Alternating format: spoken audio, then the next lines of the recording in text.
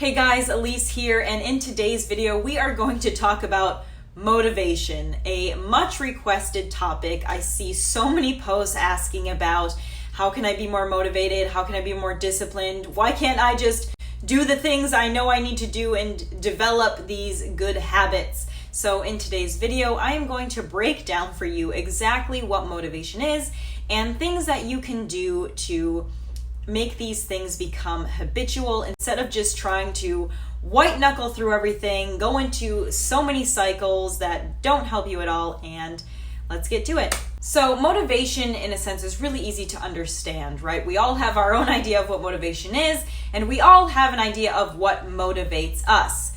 The only thing is there are actually two different types of motivation, and one of them is guaranteed to last you much longer than the other one. And if you've guessed it, ding ding, that's not usually the one that we choose. It is, however, the one that creates lasting results and is the one that people who want lasting results usually go with, even if they're not consciously thinking that they're choosing this. So helping me out with this is going to be handy dandy whiteboard. So what the two different types of motivation are is intrinsic versus extrinsic. These are really easy to remember because it says them basically in the name. Intrinsic is internal motivation and extrinsic is external motivation. So just some examples of these would be, a lot of us are motivated extrinsically. We want more money, we want a nice new car, we want a new girlfriend or boyfriend or whatever it is. So we're going to get in better shape so we can get a six-pack or we can look better or we can lose those last 10 pounds. And those are amazing motivators. They are equally just as important as intrinsic. However, the only problem with having only extrinsic motivators is that we fall off the bandwagon. They don't have a deeper meaning, so they just don't last as long. So either we're gonna make it to our goal and then kind of stop and kind of fall off, or we're not gonna make it even to our goal because we're just not, these things don't mean enough to us in order to actually follow through. Now, if we go over here to the intrinsic motivation, the goals that are coming from somewhere deeper, so they have a deeper meaning, like I want to live an extra 5 years because there's heart disease that runs in my family, or I really got injured and I want to get back in shape to prove to myself that I can still be the athlete I once was. Anything that is driven more internally, a goal that you have to prove to yourself, is always going to last longer than trying to get validation from someone else or from a material object, because we know these things don't mean as much as it does to get our own approval. So a really good example of this is David Goggins, someone who we've called the hardest man in the world, and he has something called the cookie jar. And I love his theory.